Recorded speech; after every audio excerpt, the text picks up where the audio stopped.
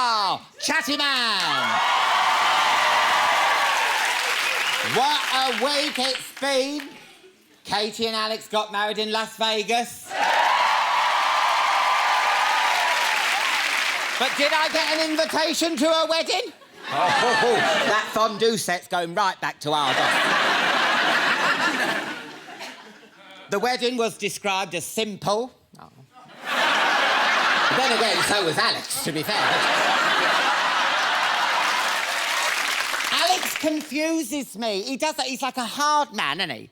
But likes cross-dressing and all over fake tans. I think Guy Ritchie should do a movie with him, don't you? Frock cock and 2 orange bollocks. That's a good one. I'd watch it. What about John Terry?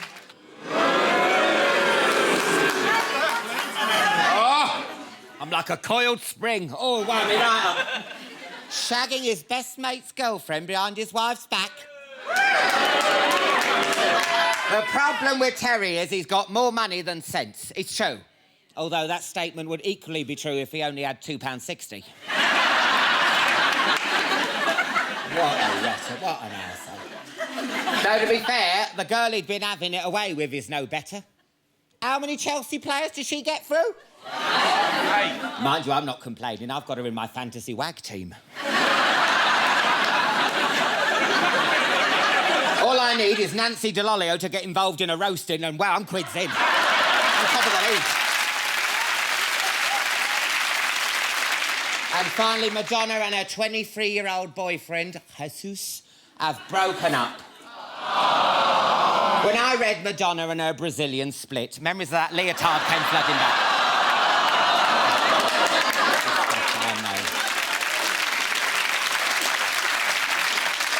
What a lineup we have for you tonight. What's that? Can I hear? What can I hear? Wedding bells. Katy Price will be here.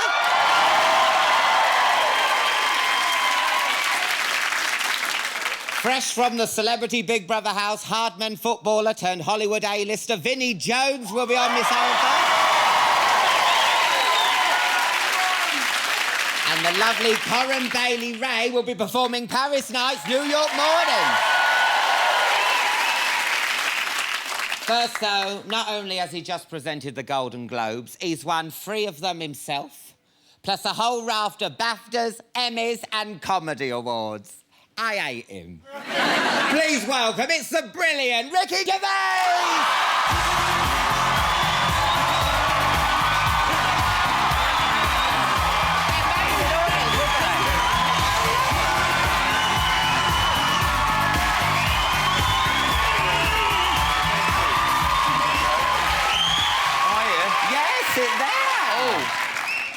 This is nice. There's no need for you to dress up, you know. This is lovely. Well, I didn't know you were going to be in a suit, did I? Well, I fancy being a bit like Jeremy Kyle today. Get a job. I'm comfortable. Get a job, yeah. Would you like a drink, love? I'll have a bit of wine, yeah. We've got Pinot Grigio, we've got Taboo. Go on. I'm not... Merrydown. I'll have the wine, thanks. Your wine? I'll have the Pinot Grigio, thank you. OK. I'll use my best glasses. Well, use your best big glasses, maybe. All right, I didn't know you had a problem. No, I'm fine. I might have a little one myself. I bet you have. I certainly have. Last time I saw you, I was round your house. You're one of about 5 people that have been invited round my house. I'm a very sort of private person, apart from, like, you know, workman and postman. You make me feel special. Yeah. I've had Alan Carr, a postman round here. Refuse collector. Yeah, well, at least they're useful. Yeah. No, wait. There's a point to this. So he comes in, and there's loads of awards everywhere, and there's sort of sculptures and works of art and antiques, one of which is a huge ceramic chicken that I bought back from, I bought back from New York. He comes in, he goes, "Oh, I love your big cock." What's this then?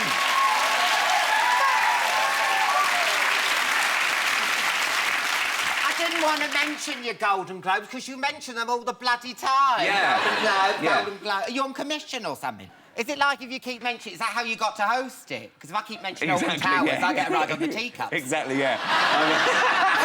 Yeah, they sponsored me. That's right, yeah. Now, how did you get the role? I think it came from the little bits and pieces I did over the last couple of years, handing out Globes and Emmys and stuff. And so they sort of called and they said, would you be interested in hosting? And I sort of knew it was coming because I had a few phone calls, not just for those, but for other awards. And I thought I wouldn't be right for things like the Oscars and the Emmys, but the Globes is really laid back. It's sort of like this, people at tables getting drunk, and it's more like a party than an award show. So I thought, yeah, I could do that. And I said, can I just turn up? I don't want to rehearse, and can I do all my own stuff? And I went, yeah. I said, can I say what I want? And they went, yeah. I mean, it was weird.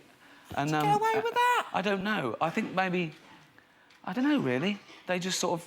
I don't know if they trusted me or they wanted controversy, but I didn't go crazy. I wasn't nasty, and it'd be too easy to be edgy. You can go out there and say awful things. I mean, it's Network America, and it was on at 5 o'clock, so you don't have to be too edgy to get complaints. So was you nervous at all? I wasn't nervous. I was sort of excited. I sort of liked that. It could be the end of your career. I quite like the Jeopardy. You know, it's not only. I think it had about 300 million people watching it worldwide. It was live.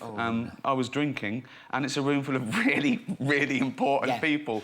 But that's the fun of it, isn't it? I think that's why we're comedians, because we don't know what we're going to say sometimes, and as a comedian, you've sort of got two little voices in your head, haven't you? You think, do it. exactly. And you go, no, don't do that. And then one goes, go on, it'll be all right. No, you don't need to. Yeah, but I want to. And this one usually wins. So there's always that. But I'll get that in shops. Steal it. Steal it.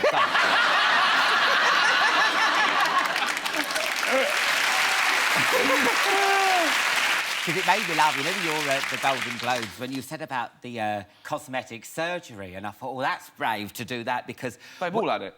I know, but when you go to... I went to the first time to LA last year, and you turn up, there are people walking around... I know. Like that, when you first get there, you're like, look at that woman's face!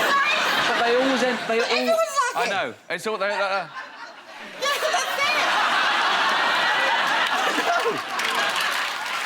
But you can tell. Now, we're about to see a clip from The Invention of Lying. It's just come out on DVD. Tell us a little bit about it. The Invention of Lying is set in a world where everyone has to tell the absolute truth. So they don't just have to tell the truth, they blurt it out. It's like truth Tourette. So they say exactly what's on their mind. And this is when I first go for a date with Anna, played by Jennifer Garner. And when she opens the door, she says what she's thinking. Oh, let's have a look. Hi. You're early. I was just masturbating. That makes you think of your vagina. I'm Mark. How are you? A little frustrated at the moment. Also equally depressed and pessimistic about our date tonight. Sure. I'm Anna. Come on in.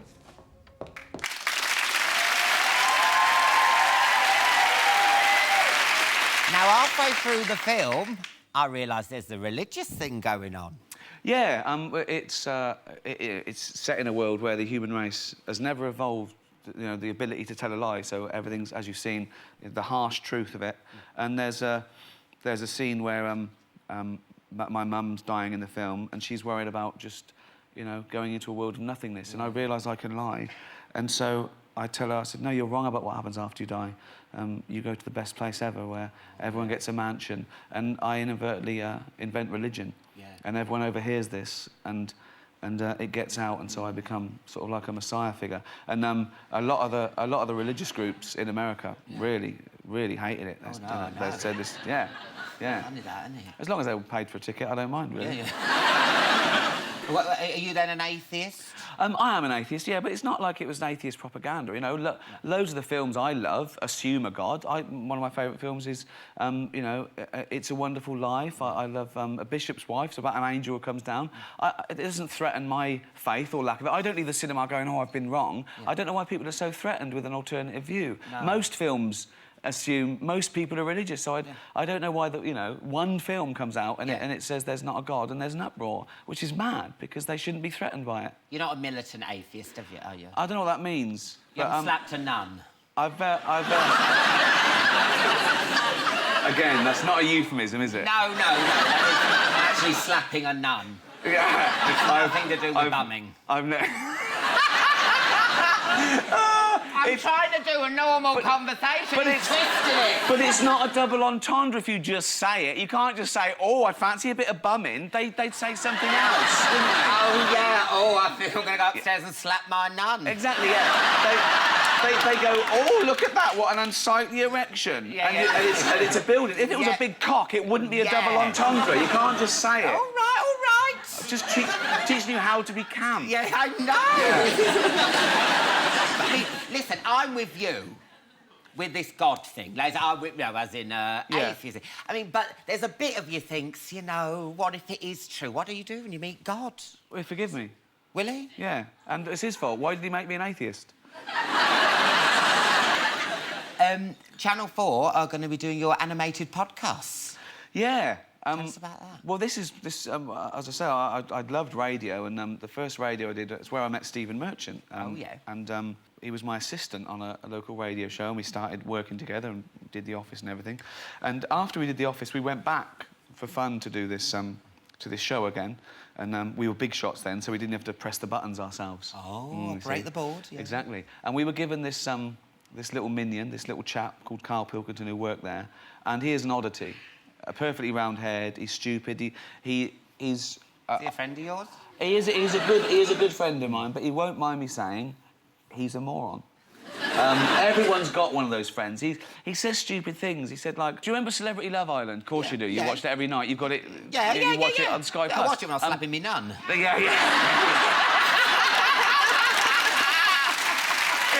Oh God. Slapping me nun. Watching Celebrity Love Island. Again, if you do that, there's no innuendo. It's actually, exactly. Yeah. And there's a bit where wasn't it Bianca Gascoigne? Was Probably.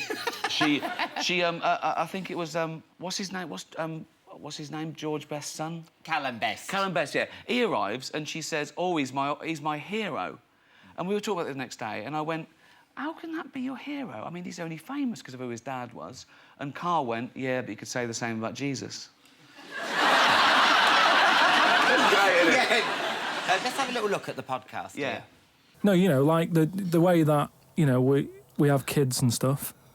If it'd be good if what happened was to control it is if man and woman, right, they're born and that, they enjoy their life, they learn a lot, they live to be about 78, I think, by that point. So specific. Yeah, 78, no. Yeah. But by 78, I reckon you've sort of got to that point where you go, do you know what? I've done everything I'm going to do. If you haven't bungee jumped by the time you're 78, you're not going to do it. No. You know what I mean? So it's kind of like... Your hips come off. You've done it all now. Yeah.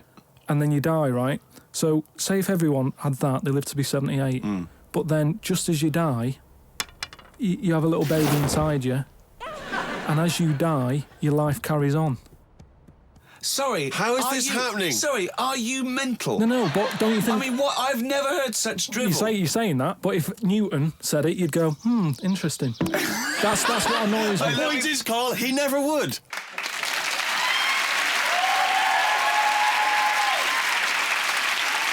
Did you see Carl on that? Look at the way even his cartoon looks like a moron. Yeah.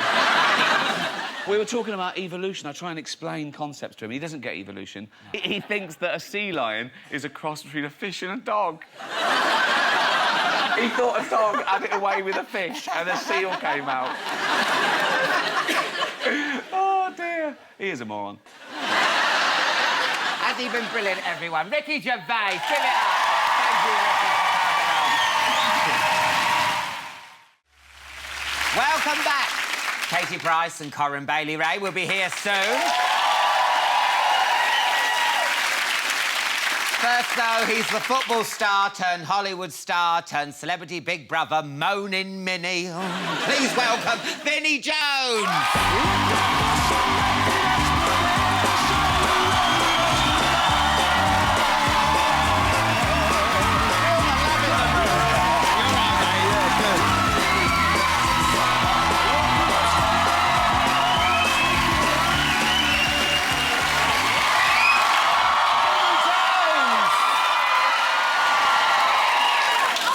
like a drink?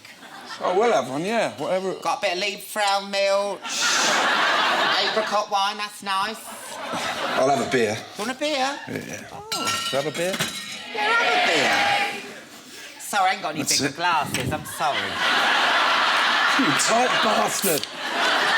Hey, give us a can. Don't want to use me good ones. You're a hard man, you should drink out of the can. I am. Is it nice? I do. Oh, sod it, if you're having a drink, I might as well have a taboo. Anyway, listen, before we start talking about Big Brother, I've got this John Terry situation. It's put me right off Chelsea. Did this go on at football? I don't know. Did you have spit roasting when you were a not kid? at Wimbledon. We was, you know, we didn't have any group or anything at Wimbledon. We was all too ugly, weren't we? Well, Never had all the dolly birds round us. My mate actually, he did get a ticket yesterday, and he was like doing 130 mile an hour. And the copper said to him, "Why are you racing home and going so fast? You heard it?" He said, "I've heard John Terry's cars outside my house."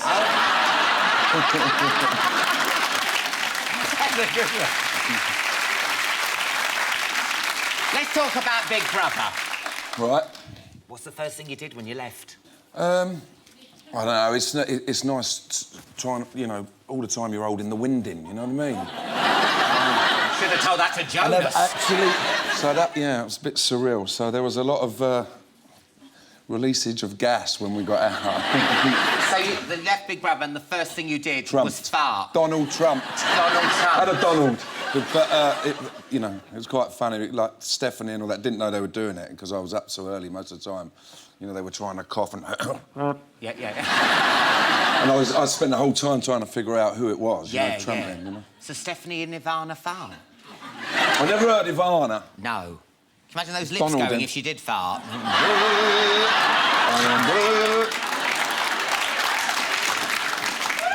But I did tell her about Donald, the Donald one. I said, like, all my mates for years have said, if you want to have a Trump, it's a Donald. Oh, yeah, what'd she say? And I said, does he know that? And she was like, no. I said, well, you will tell him for me, won't you? So, yeah. Now, you've been kicking off in the papers. You said that there weren't enough A-listers in there. You obviously haven't seen Celebrity Big Brother before. No, but I was reading, like you were, I was reading, Pamela Anderson and all that, and, and they actually said to me, who would have been my ideal person. Yeah. And for me, it would have been Gaza, to be honest. Oh, yeah. I think that would have been a good time. And then I get Heidi Fleiss instead, Oh, Christ. I mean, when she came through the door, I thought Pete Burns was giving it another go. She's harsh, isn't she? She is harsh. She is lovely, though. Oh, I know.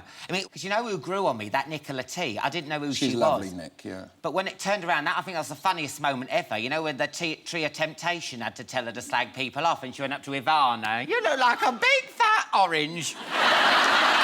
Yeah. It was, like, strange, because you'd be there and it'd be... Psst. Yeah. Psst. Vinny. Yeah. It's me, the tree. And they thinking, now, all of a sudden, I'm going to stand here and have a conversation with this tree. Yeah. A couple of days later, you'd walk past and go, morning. Yeah. People say, oh, you're upset you didn't win and this... There weren't... For me, there was no winning. It was coming out with your marbles, you know? It was... that was all it was, And I mean, I was really happy for Alex. Yeah. And Dane, to be honest. Yeah.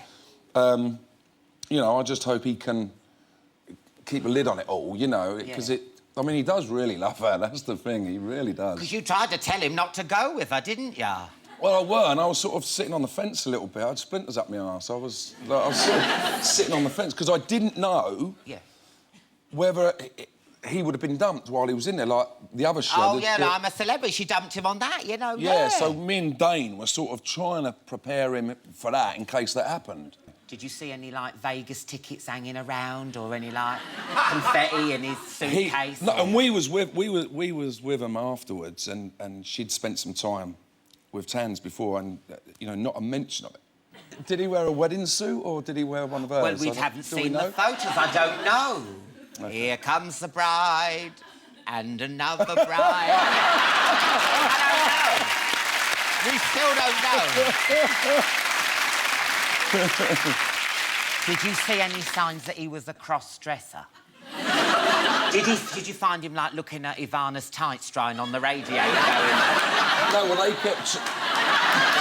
No, they kept trying to do stuff to get him to dress up. But he was, like, avoiding it, you know? Yeah. But what happened to you? 'Cause you know you were favourite to win. Then...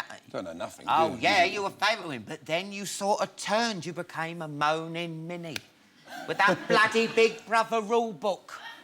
Give it a rest. Well, what, that was the only thing to read, you know, and I didn't want to sit there with Stephen with, you know...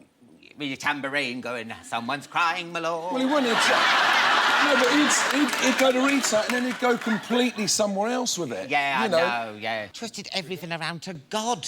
Yeah, so do you want a nice cup of tea? Jesus had a cup of tea at the Last Supper. You're like, oh, I wish I'd never asked. Well, you know, he'd start talking about his brother and stuff like that, and you're like, you know, did he know Jesus then as well? Yeah. Now, I've got to ask you about Cisco. What happened with him? Do you sort of like, you got that, you're going to get your lawyers involved? You were threatening him? No, I didn't threaten him. Number 6 and 7, you can't, you'd be thrown out. Rule 6 and 7. Give this bloody book a rest. You're not in the house anymore. Lay your hair down. I was laying there and I just thought, you know, if my son or my daughter's sitting there listening to this little fellow who's had too much to drink, you know, so I didn't think it was right. You know, if you've got something to say, you know, come in and tell me. Don't... Because I could hear him. Yeah. But, you know, a couple of years ago, it'd have all been different. Yeah, You know, I'd have been on this show about 3 weeks ago. Yeah. You know what I mean? With Cisco's head. And that's, you know, it was hard to keep your temper off. When he done that in your face, I think that done him a lot of harm, actually. Because me and Dane looked at each other and went... Well, Dane just thought I was going to poleaxe him, I think. Yeah. It was like, breathe. Yeah. Breathe. And I was like, I'm right. Now, you've got a DVD and a book out. Vinnie Jones' Toughest Cops, USA. So what's this about?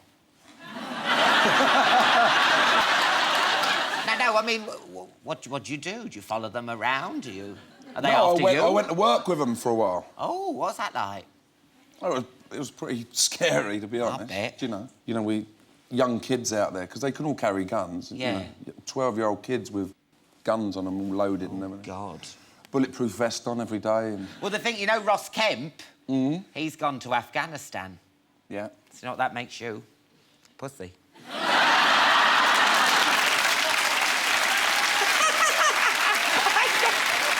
Isn't he brilliant? I love Vinnie Jones. Vinnie Jones, everyone. Good luck with the DVD and everything. It's brilliant, thank you. Welcome back. Curran Bailey Ray's coming soon. But before that, I've got a little confession. The next interview you're going to see is with Katy Price and was pre-recorded a few days ago and before her whirlwind wedding in Vegas. So if I don't mention it, cut me some slack. I'm not Mystic fucking Meg. Please welcome the lovely Katy Price!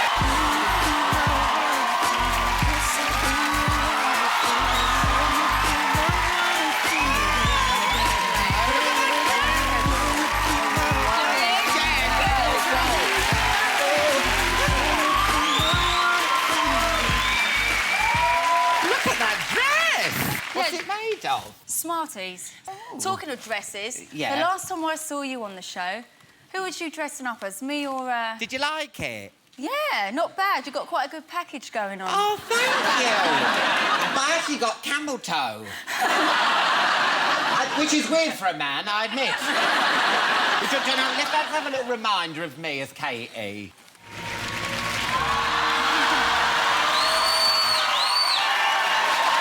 It's June. I'm Katy Price, I beef. I'm free from Pete. Alex, I mean, Roxanne, come out of here. Get out of here now.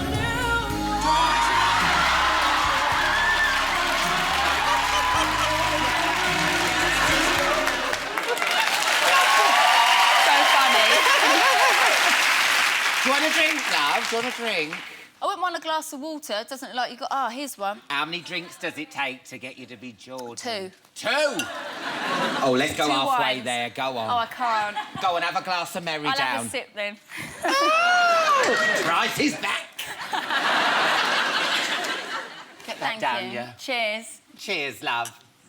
Do you want to talk to me in an hour? Be more interesting. No, shut up.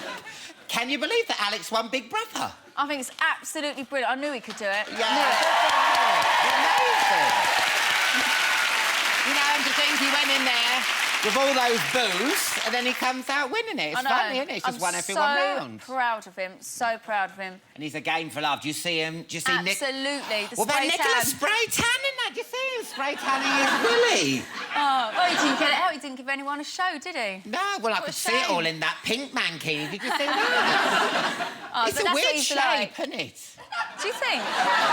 Looks all right to me. Well, it looks like... Well, I've seen it, obviously, when it's... It looks a bit like at a right angle. Maybe if you have him on the show, he might show you. Oh, do you reckon? Oh, I'm sure he will. Oh, he'll be over He's quite the an moon. exhibitionist, but then that's why we suit, because we both are. Yeah, I mean, you know, you say it takes a couple of drinks for you to turn into Jordan. How many drinks does it take for him to turn into Roxanne? You'll have to ask him yourself. Have Jordan and Roxanne ever gone out together? You know what I'm saying? No, it's only for the bedroom. No? No, it's only for the bedroom. Did he tell you he was a cross-dresser, or did you find, like, knickers going missing and tight? No, like from I saw the a beginning. programme on it. No, from the beginning. He's just been honest with me from the beginning. So, and there's no big deal about it. Anyway, you know, some men wear rubber gloves and butt plugs up their arse. What's the difference? Each to your own. You know, there's probably people out in the audience, they look all normal, but I'm sure they do weird things at home. Oh, this audience, bloody look at them. Look at that woman there, behind the man in the gimp mask. Look at her. Do you think you and Alex will get married? I'd like to think so, yeah, if he could put up with me. Oh. The way things are going, it looks very good, yeah. Summer wedding? Private wedding. I hear that Vegas is lovely this time of year. Will I be invited?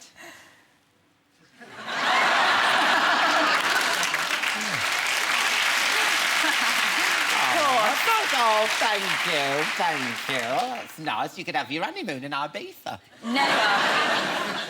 No. Would you ever go back to Ibiza?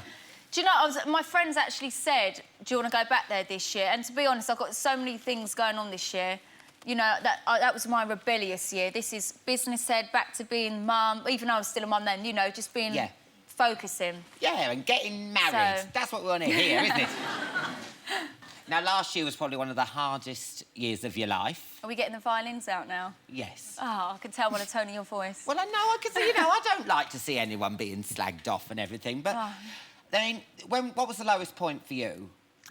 The lowest point? I think it's probably the fact when I'm trying to get through to Pete, but the people around him won't let me. Yeah. And because of that, even till this day, I haven't really been able to sit and talk to Pete. No. So I know for a fact that if it weren't certain people around Pete, we would have been talking a long time ago. Yeah, yeah. I think that's sad because we were together, I think it was 6 years. We've got kids.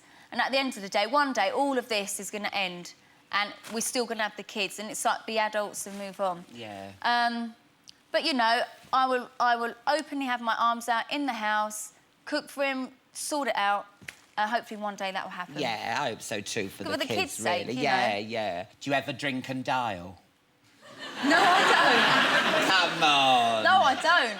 You've had a few bottles of Lambrini. Pete, I love you, Pete. Actually, I've I'm never sorry. done that. I do it Never. all the time. Never, ever, ever have To I done that to Pete. strangers. I don't know. Come back, come back. Who are you? No way. I think that's the worst thing to do. No, never. No? Oh. No. And Vinny suggested that Peter, you and Alex all have dinner together.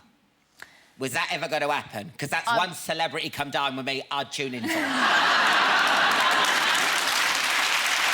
was. Well, I would love that to happen. I would absolutely love that to happen. But in the realistic world, it's not going to happen. Now, when Pete's album come out, did you buy it? Do we have to keep talking about Pete? It's so boring. I'm so over it. Sorry, love, I just... But it is. It's like, get Pete on the show and talk about me, but his managers wouldn't have that, Oh, would I they? know, all right, love, all right. I do not want to, honestly, OK, that's fine, that's it's fine. boring. I'm telling him off.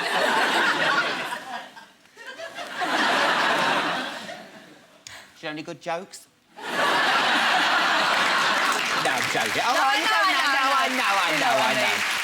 Do you still fly all the way over to LA to have your Botox and your hair extensions Do you know, done? I had Botox last week. It hasn't really kicked in yet. I've still got a crease in my nose. Funny You that. don't need it. Let's have a look at your face. Look, right, I'm raising my eyebrows. They don't move, do they? Is that you frowning? I'm trying.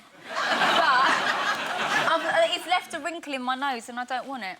That's cute when you have the wrinkle in your nose. Nah, freeze it all. No expression. No. It's all in the eyes anyway. You do the talking with the eyes. You see, when you were telling me off, I didn't actually know you were telling me off because you were saying, don't talk about Pete. No, I do fly there to get my extensions done or Botox if I'm there. But why you go all the way over there? Look, you can get Botox anywhere now. You can get it in the dentist, can't you? You can! Yeah, you can get it anywhere. You can, yeah. But I just like what they do over there. What's the extensions made of? Real hair? Yeah, I don't know what dead person this come from, but... Well, they're on telly now. 1 minute of fame. There's people at home awful. going, Gran? Gran? I always wondered where they actually do get the hair from, actually. I don't think it is dead people. I think they just grow it. I think it's like blood. You can donate it. Yes. That's why I've got none. I gave mine away to a glamour model. And we've also got what Katy did next, which is coming up February the 11th. I'm still filming it now, so it's really current. It starts from when I come out the jungle. Yeah. Let's have a look at your new series. My smoke alarm's going off. Shit, the fire brigade are going to come. Oh, no! The fire brigade! Can you put the lights on my set? I can stop it. Oh, shit! Around the house, the smoke alarm's going off. The fire brigade are on their way. Can you please turn the alarm off? Thank you. Turn it off! Woo!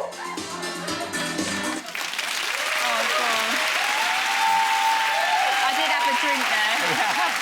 Well, I hope 2010 is a better year for you. It will be. I know it will be a good year. Oh, well, that's the Katy Price we like to hear, isn't it? Give us the Katy Price. Thank you. Katy, love. That's it for tonight's show. A massive thank you to Ricky Gervais, Vinnie Jones, and, of course, Katy Price. On next week's show, I'm joined by Daryl Hannah, Nicholas Hoult, and Mika. And I'll also have some more pre-recorded interviews. Andy Murray talks me through his Australian Open victory. John Terry tells me why I'll always be a one-woman man. And Michael Jackson spills all the gossip from his sellout O2 gig. Now, to play us out with a track from a new album, The Sea, singing Paris Nights, New York Morning, it's Corinne Bailey Rae.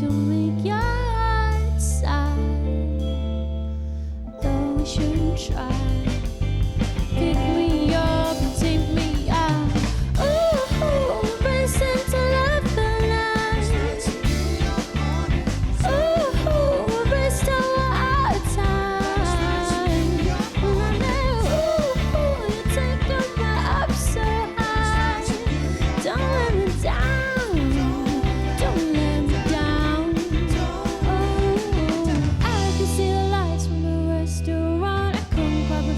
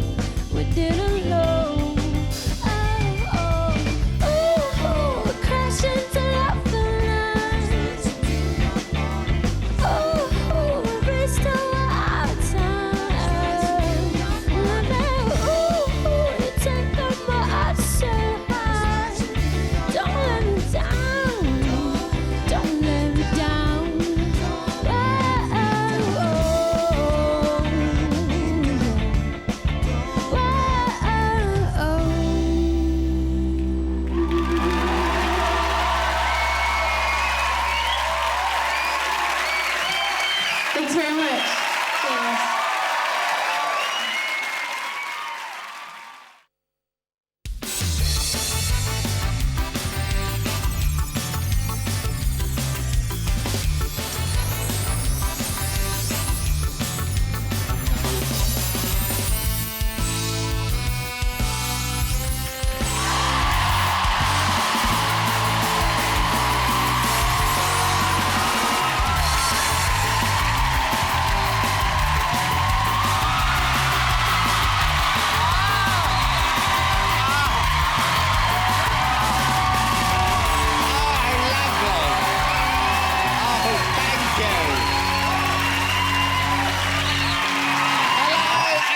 Cheers. Alan Carr, Chatty Man. What a week it's been.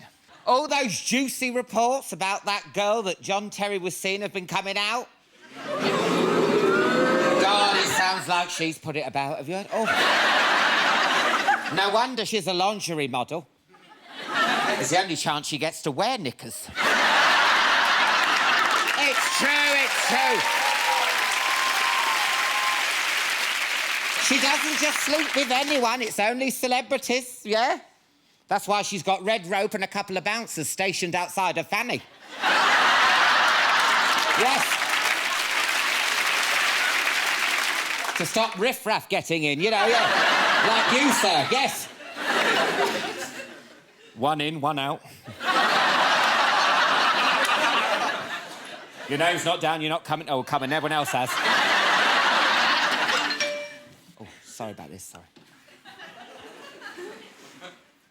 Oh, it's Vernon Kay. Oh, what's this a photo of? Disgusting. Oh, disgusting.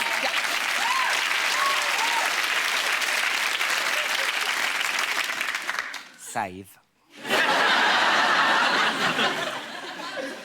Oh, yes, naughty Vernon's been sending dirty texts to page 3 girls. Still got it. But to be fair, Vernon said it started with texts about work and then it escalated. We've all done it, haven't we? I want that plumbing account on my desk tomorrow at 9. And by the way, stick your cock in my mouth. And we've all done it. Finally, Michael Jackson has been communicating with his ex-wife, Lisa Marie Presley, by speaking through a medium. It was Jacko's former makeup artist who revealed the story to the press. Oh, yeah, that's a trusted source, isn't it? This is the person who told him every morning, Michael, you look great. I mean, don't be...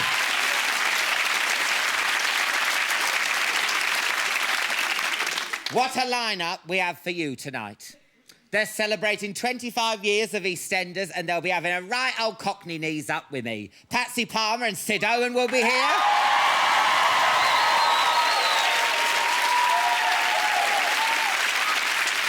He was the super sexy star of Skins and now he's gone all Hollywood on us. In the Oscar-nominated A Single Man, Nicholas Hoult will be on my sofa.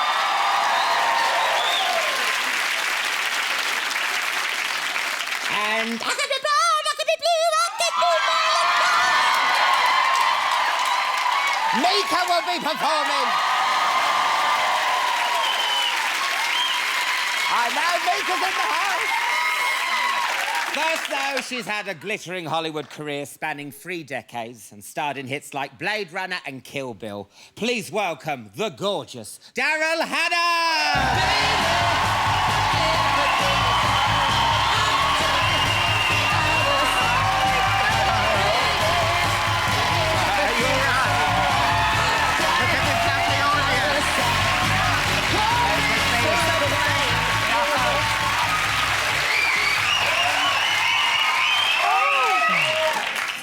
What is that? A meat display?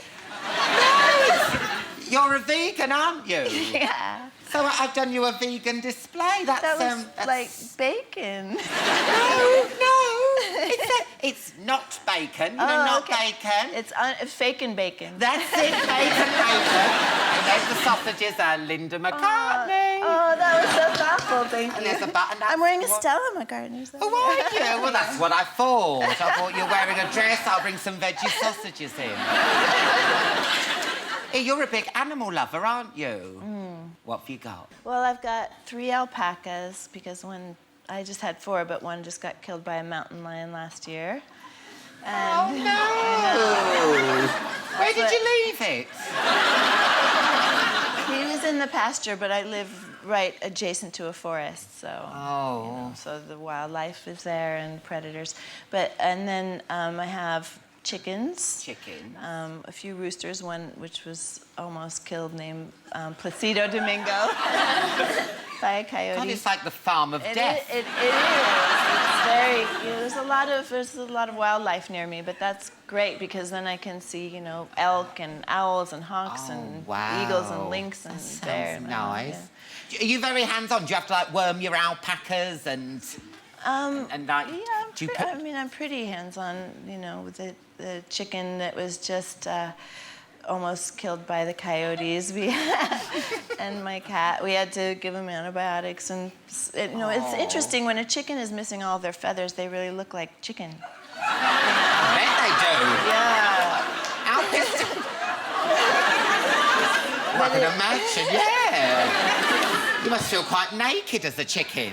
Yeah, well, it'll definitely make you think twice before you eat chicken again. Will they grow back?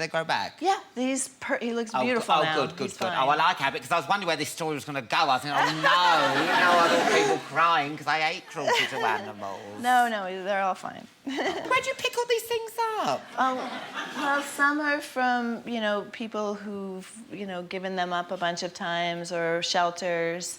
Or I hear that someone's going to put some animals down, and usually I try to give them away, and the ones I can't give away are the ones that I get stuck with.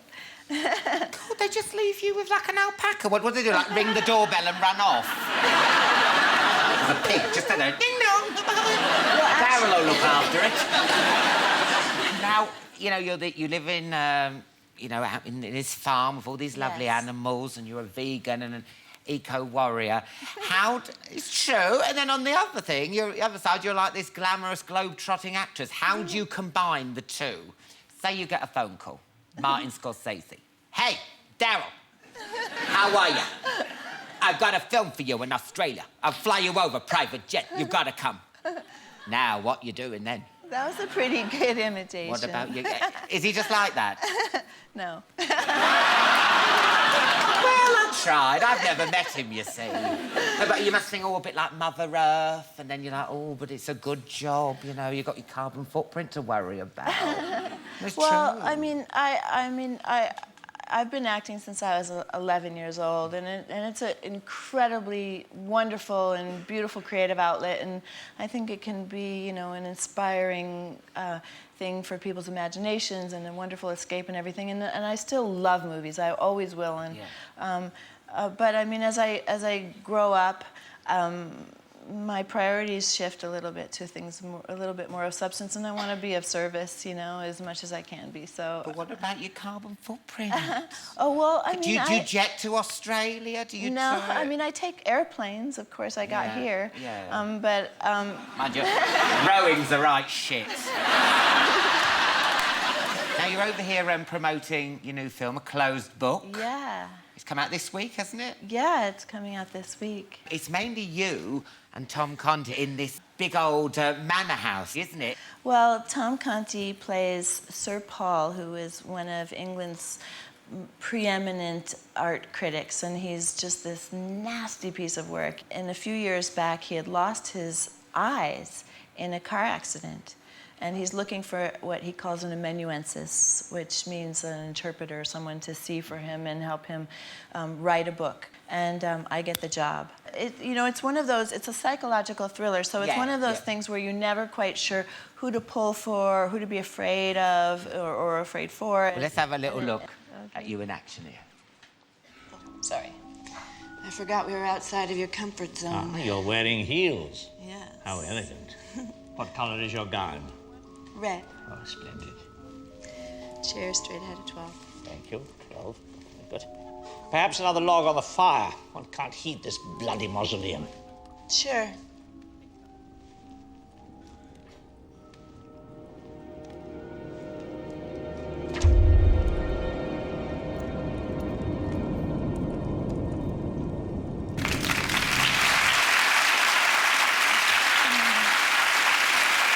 Could he actually see? Because he had these prosthetics over his eyes, didn't he? Well, a lot of that was done in CGI. Oh, I see. Because there's a nude scene in it, where you stand naked in front of him. Now, was he a gentleman? Was he, like, closing his eyes? Or was he like, oh, yes, I'm blind? Oh, I've dropped my stick. Could you pick it up? You'll have to ask him. What was it like doing a nude scene? Do you feel self-conscious? You know, it's always a little uncomfortable, and, you know, you just kind of clear the set, so there's only the essential people there, and you kind of get it over with as quickly as possible. Because you're a good-looking woman, I bet you get people, like, hovering around, don't you, like plumbers and, like, people who are... people who aren't even in the film.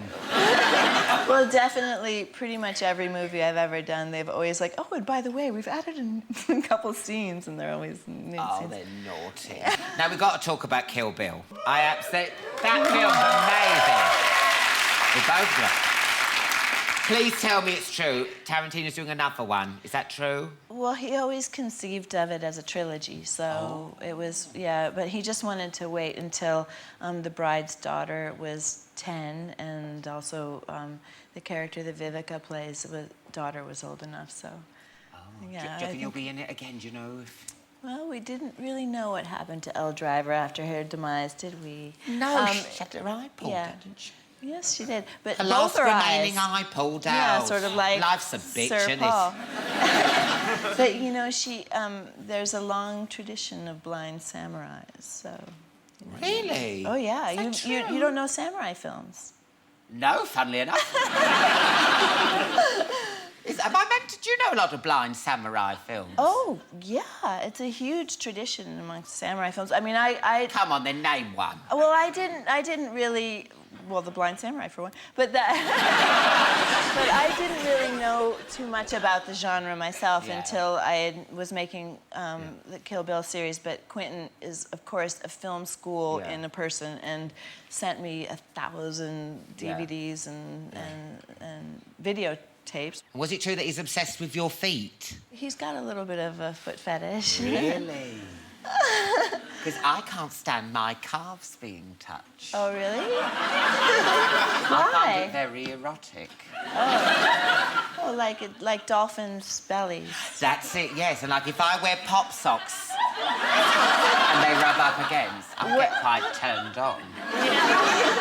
What are pop socks? Oh, they're like flesh-coloured socks, aren't they? They go round there. Oh. Yeah, they're not. If you don't want to appear that you're wearing socks, you want a flesh-coloured tone, but it's cold, you wear pop socks, don't you? Is that like an old lady thing? No,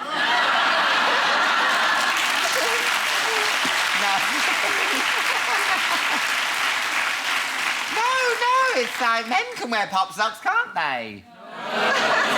Anyway. Well, good luck with the film. Thank you. That's absolutely brilliant. You should definitely see it. Daryl Hannah, everyone. Welcome back. Nicholas Hoult and Mika will be here soon. First, though, they're Wolford Zone star-crossed lovers who are about to get hitched in the soap wedding of the year. Please welcome Patsy Palmer and Sid Owen.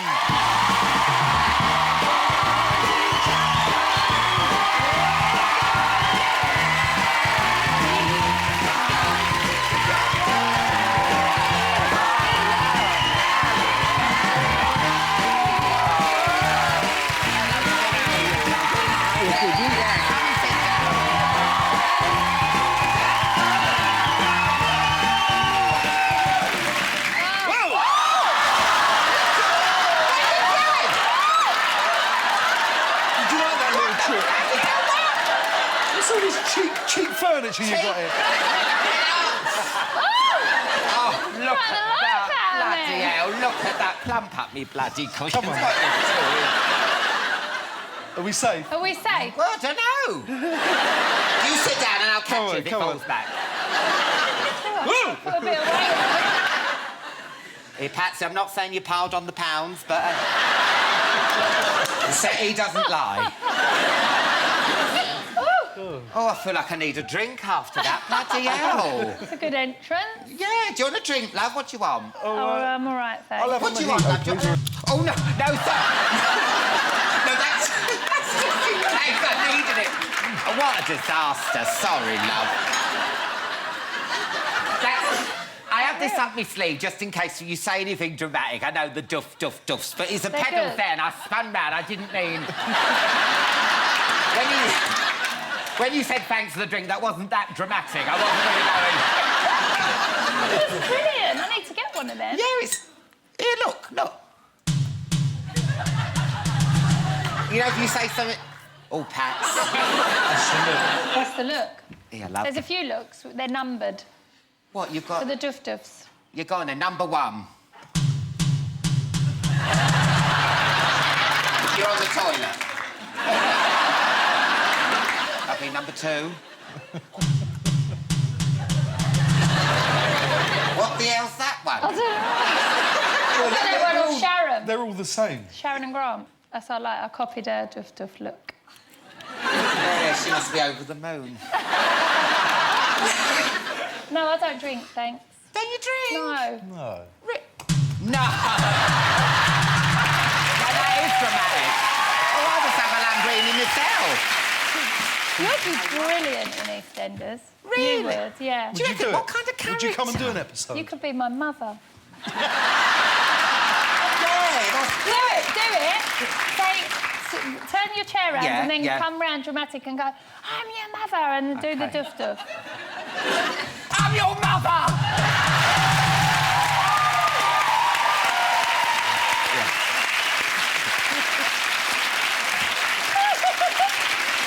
Brilliant. Now, you've both been back in the square for 2 years this time. What made you come back? Money. Cheers!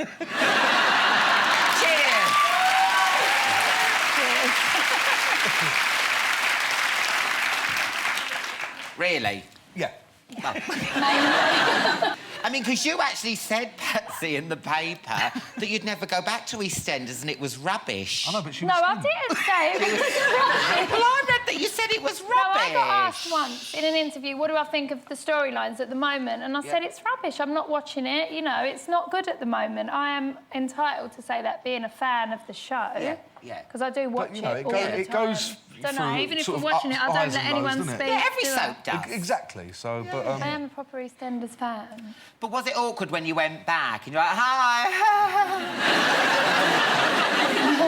It was all right, actually. No. It was all right, because I owed, like, the banks, the mortgage people, everything. So it was like, hey, I'm back!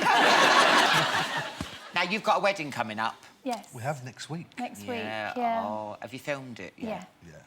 But it's part of the live episode as well, which is going out next Friday. So everyone's sort of getting geared up for that. Really. Yeah. Oh, God, you must be terrified, aren't you, doing a live... So we're shitting ourselves, yeah. Yeah? Well, what are you going to do, though? If you forget your lines, you're going to look a right dick. I think we sort of prepared, like, I think... I was going to say, look, I don't even want to talk about this and just sort of walk off set. I'm just going to go, I'm your mother, to anyone. Becky says, can I get you a drink? I'm your mother!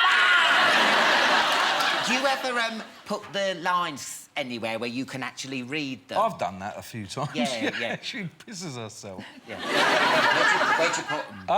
Anywhere and everywhere. You know, if we're in the kitchen, I'd sometimes I see them and I think, what's that? What's he doing? But she looks at me, look at them, so I know the camera's not on me. Yeah. And then I laugh. And then sometimes I'll have a little look, because I don't really read scripts.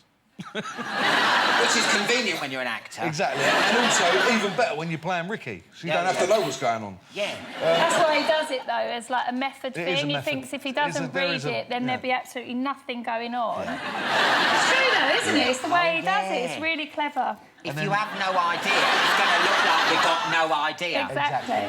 Do you sometimes forget which soap you're in? I have done, yeah. I'm off to the Rovers. And they're going to reveal who killed Archie on that very episode. They are. I think they are, yeah, but nobody knows. No, we've knows. actually got 9 different endings. Yeah. No. Yeah. Yeah, And so nobody knows, not even the person that's actually killed they're going to him get a knows tap on that the it's shoulder them. just before we go live. Imagine how nervous they are. So we're glad we're not them. You're joking. You're not going to know until like... Nobody will know. So someone comes up to you and say, it's you. No, but I'm not in. It's only We're the not in the suspects, running, isn't so- it? Oh, It's yeah, only yeah. And I know they it would ain't have me. already rehearsed. I can fly, can I, No, Ricky? you don't even know your own lines, let alone kill No, but say they throw a twist in the tale. Say it's like Mary the Punk or Lofty. Dr. Leg with a machete. So you are a fan? Oh, yes. I'm old school. I even know where the Christmas Club money's hidden. Sorry, I've been watching it on UK Gold, slowly trying to catch up. Yeah, none of us have got an absolute clue. It could be a twist, maybe. We've all been trying to guess. Perhaps somebody could have come back, like, from the past. Well, I'm looking forward to the live episode. I really am. Good. Good, we're not. Because you're bricking it. Yes. And you've been on your stag do? Oh, well, I didn't go far. It was only in the Vic, so... We went to France last time, yeah. I wedding. mean, obviously now, with everyone being skint, we tend to stay in Elstree now, so... Well, we've actually got a clip of it here. Oh, let's see.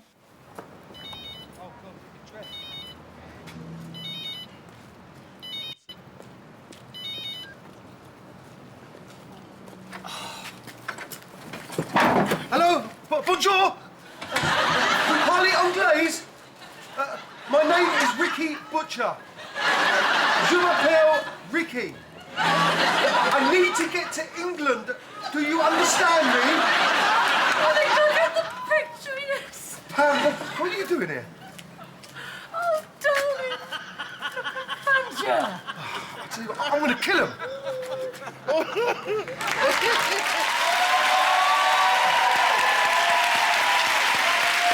Bad of a dress, do I? It suits me. But that wasn't much of a stag do. You've only had 3 I know, friends. exactly, I know.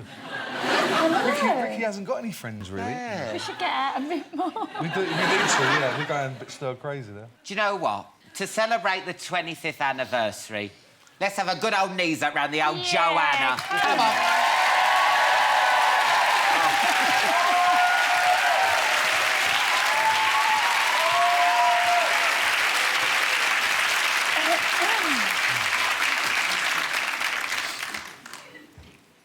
One, two. 1, 2, 3, 4.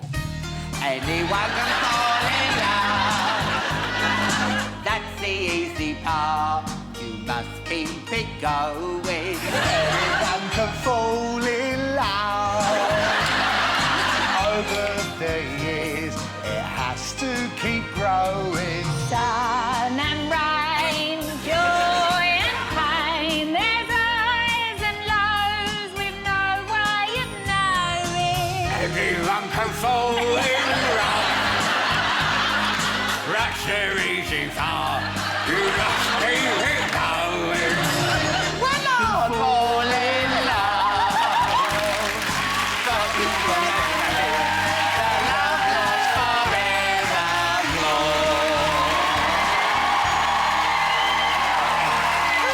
Oh, good doggy.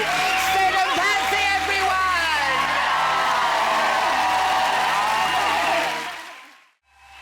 Welcome back. Mika will be here soon. Yes. First, though, my next guest is one of the stars of a big Oscar-nominated movie. No, it's not that big blue pillar out of Avatar. It's a single man's Nicholas Hoult.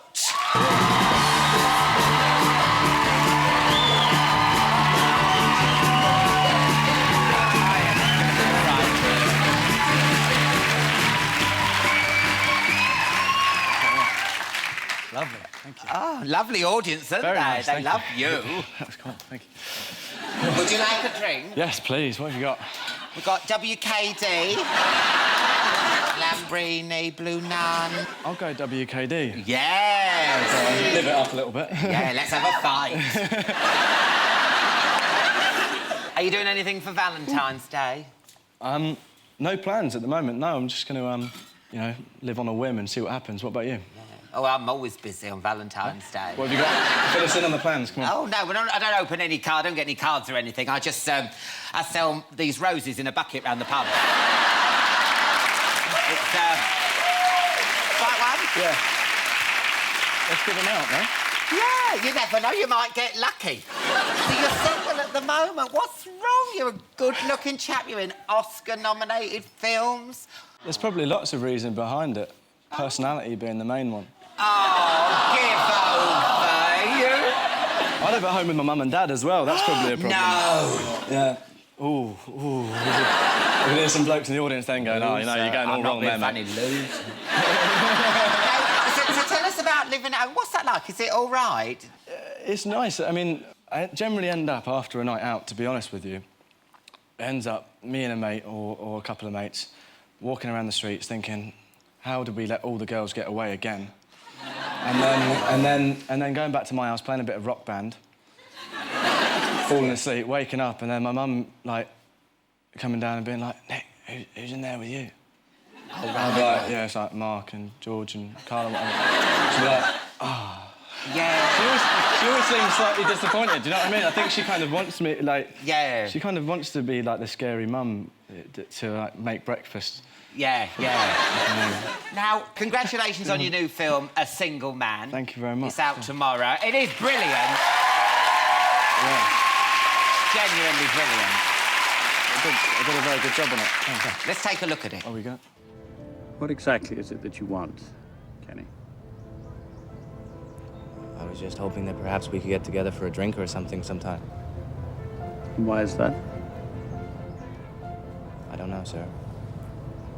Because I think you might like it, and because you seem as though you could use a friend. Oh, really? Yes, sir, you do.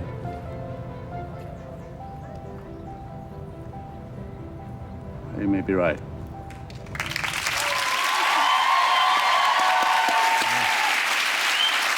You look very brown there, didn't you? Yeah. We all, because obviously myself and Colin and Matthew were all quite pale Englishmen, so we all got spray tans. It was pretty much like being tangoed for me. Yeah. Specifically. You look like a young David Dickinson. Yeah, but the spray tans were quite interesting. You know, the lady would come round to our hotel and would stand in the bath in our pants or whatever. Yeah. And they'd have a big machine which would just... and we'd hit all the positions. Kind of, I'm sure... Don't act as if you don't know. I'm sure you know exactly what they are. Do I look like I've been spray tanned? And then it all comes off in the bedsheets the first night. Oh, God. Which is awkward. When the maid comes in, you have to kind of explain. Yeah, and you've got, like, the shroud of Turin there. This isn't at home, this is like in a hotel. I don't want people thinking the maid comes in. Oh, hello. Oh, I'm sorry, Mr. Hoult. and Colin Firth's up for Best Actor Award at the Oscars. I mean, that's amazing. Yeah, at the Oscars and the BAFTAs, yeah. He's fantastic in the movie, like, and a joy to work with. He's a really top man and kind of a bit of a mentor now. He's very depressed, isn't he? He plays someone who's on the verge of, like, well, don't want to spoil it, but... Yeah. Planning on killing himself, yeah. Planning on. And then... But he's very subtle in his performance, and I think within 5 minutes you care about him a lot within the story, which is good. You want to go on through the day with him. And you're a bit of like a stalker, aren't you? You sort of follow him around. I am. I'm quite full on with him, yeah. I follow him, and I sense that he's not his usual self that day, and follow him, and then become kind of a guardian angel to him. And also, at the end of it, you end up getting your winky out. That's the name of his maid. Come on, Winky. Come in, sir. You don't see Winky. That was our first day on set, actually. Oh, no, they could have put it a bit further back. First day on set, and I was stripping off in front of Colin Firth. Oh, no. And it's the first film by Tom Ford, the head of Gucci. He hadn't done anything like this before. No. Was you a little bit worried? Was you thinking, oh, God, hope he don't leave the cap on, or... Well, no, you know. Well, you know, first-time director, you know, which bits record. All taped over. Shit. We'll have to do that nude scene again. Well, he's because of his fashion background, obviously, he's very clever and knows how to control a team of people to create his kind of vision. And also, he adapted the book by Christopher Isherwood to the screenplay, and he did a great job on that. So he's a very clever man and very eloquent. And didn't you go round Tom's for dinner? Yeah. What did he cook? The dinner... Tom didn't actually cook. There were people there kind of taking care of it. He's got his own winky. He's got winkies, yeah. And then it was quite odd. My brother had come down. My brother lives in the States, and he came to visit. And then we turned up at this dinner, and you know, and Tom Hanks was there, and that's always difficult, sitting at a table with Tom Hanks opposite from your brother, and you're sitting there, Tom Hanks. Yeah. Well done. Yeah. You didn't get up to the toilet and say, "Run, Forrest, run." Run, Forrest. When desserts came out, life is like a box of chocolate.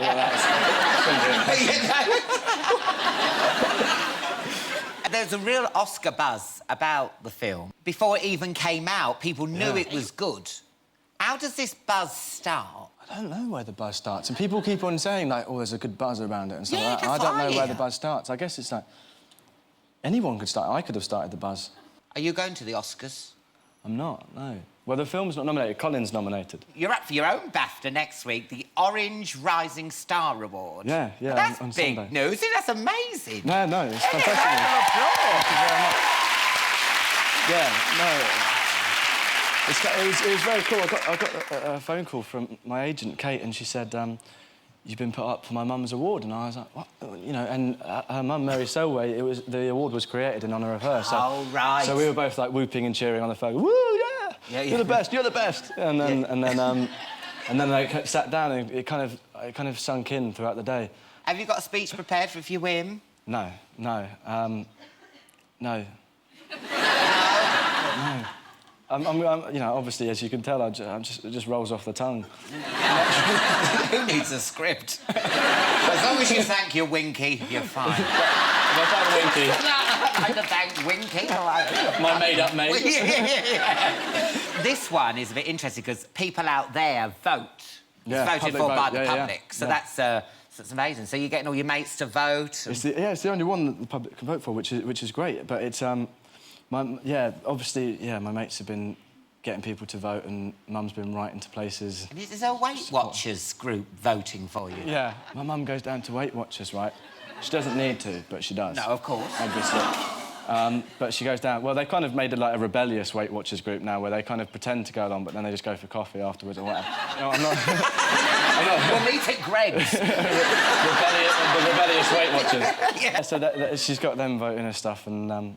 yeah, I think they're doing quite a camp. It's like running for president or something. Yeah, I know. It's quite odd. We've got to get you that award.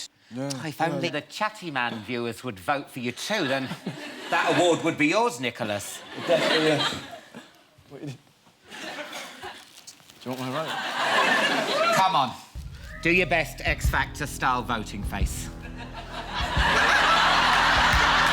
I think he's been amazing all interview, and if you want brave little Nicholas's journey to continue and go all the way to the BAFTAs, then you need to go online and vote at channel4.com/Chatty Man. People hate the phone thing.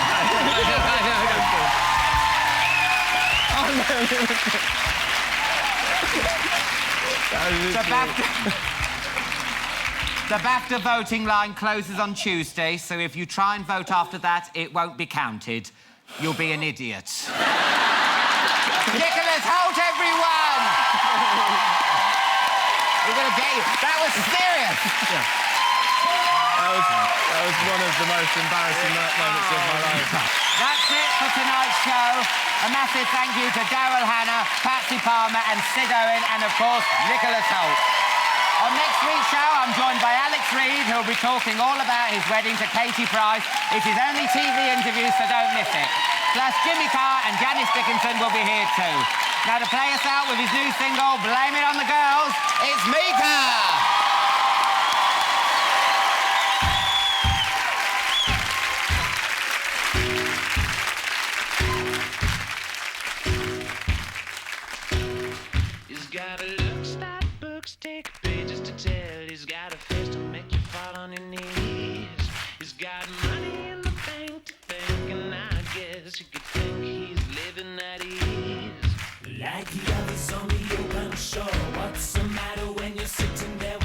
much more.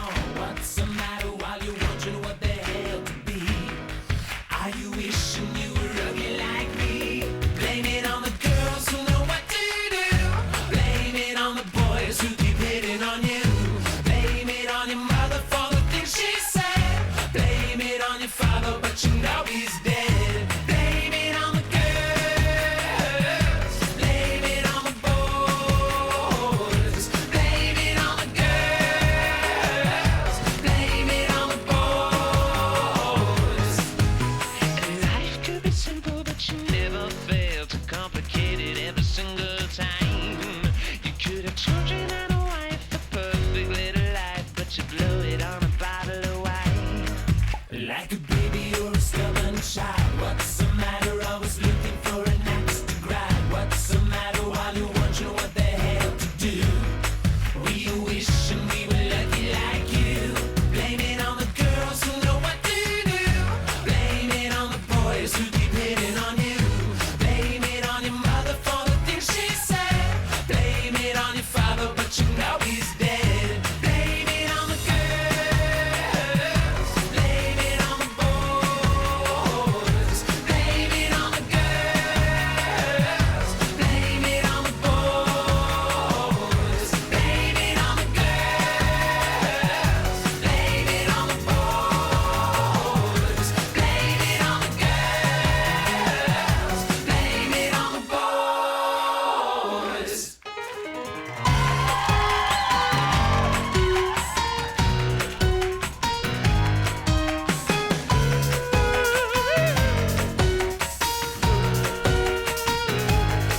He's got a look, stop books, take pages to tell. He's got a face to make you fall on your knees. He's got money in the bank to think, and I guess you could think he's living at ease. Blame it on the girls who know what to do.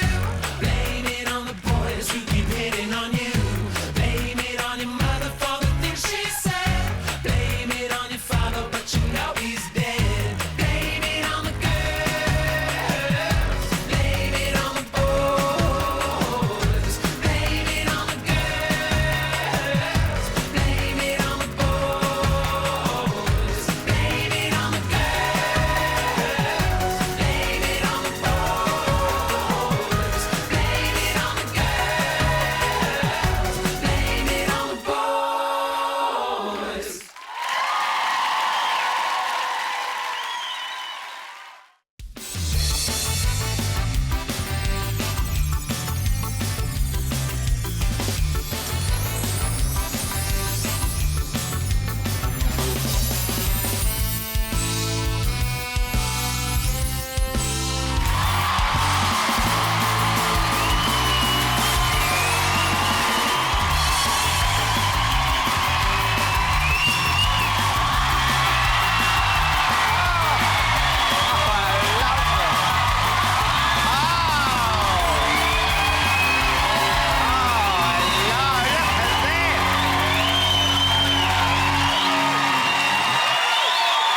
Hello and welcome to Alan Carr, Chatty Man.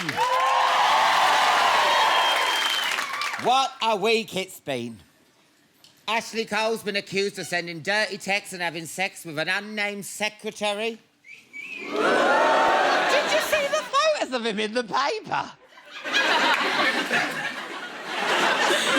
Weak, lifeless, limp. You don't know if it was Cheryl's hair or Ashley's cock in those massive dams. He said... Oh. But he won't be wearing those in a hurry again, will he? No. Because I've got them. I got them. Oh, yes. Look at the state of them, though. Look at them. Have you seen them? They're like the ones you get in the market, you know what I mean? Dolce and banana, 2 for $5. You know? And that stain isn't what you think. I sat on a Twix.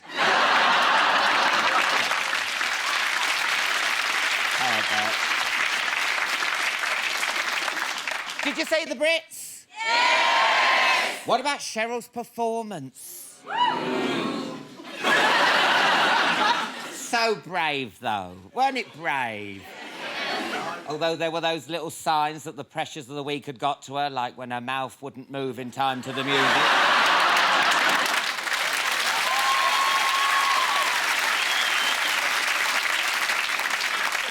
Fate.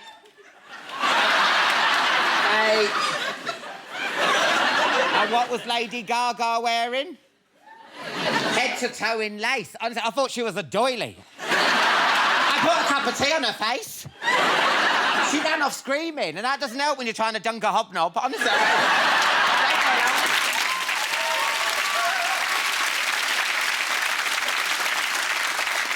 Come back here, you freak. And finally, what about that couple who won £56 million on the lottery? Oh, bastards.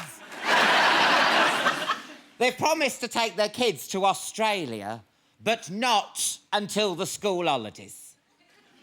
Are you serious? Those kids don't need school anymore. Suck it off, you've got £56 million. Because if Paris Hilton has taught us one thing, it's that when a kid's in line to inherit a fortune, they can afford to be as thick as shit.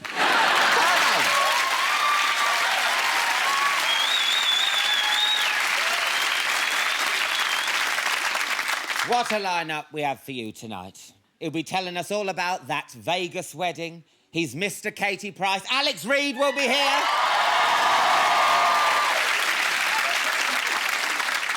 She's stunning, she's the original supermodel, and she's more than a little bit crazy. Janice Dickinson will be on this sofa.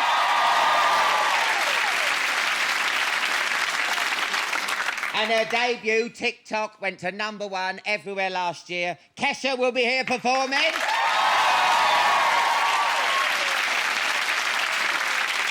First, though, please welcome the second funniest car in Britain. It's my brother, Jimmy.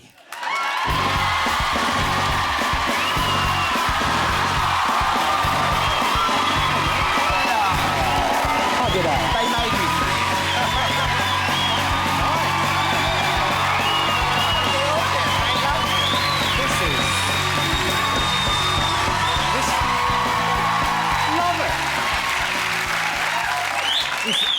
What is it, 1973 already?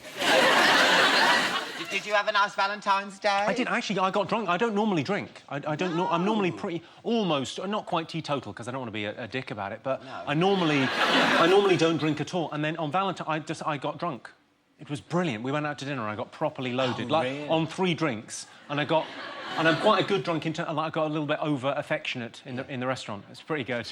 Really? I mean, not for her, obviously, it was a horrible trauma for her. No. No, I had a great Valentine's. I really enjoyed it. Did you go away? Yes, I went to Berlin. Berlin? Yeah. But are you romantic yourself? Did you book this restaurant? I can book the restaurant and stuff. I'm not great at that sort of thing. I'm all right. I bought her a nice little Prezi and stuff, and nice little things, and I don't know, it was like... Was the Prezi underwear? No, it was a Barbie doll. She's only 12. So... no. It was a posh. I'm kidding. I'm kidding. I've had a large swathe of your audience went, well, that seems young. I bought her a Christian Louboutin, you know the guy that makes the posh shoes? Oh, yeah, yeah. They do a Barbie doll of her, so I got her the posh Barbie doll. She seemed happy with it. I don't really understand. Women like that kind of thing, don't they? I don't really understand them. No. I prefer boys. Yeah. I'll give you a top-up.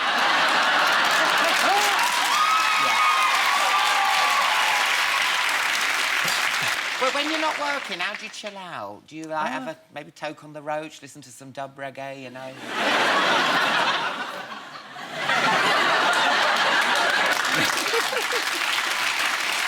I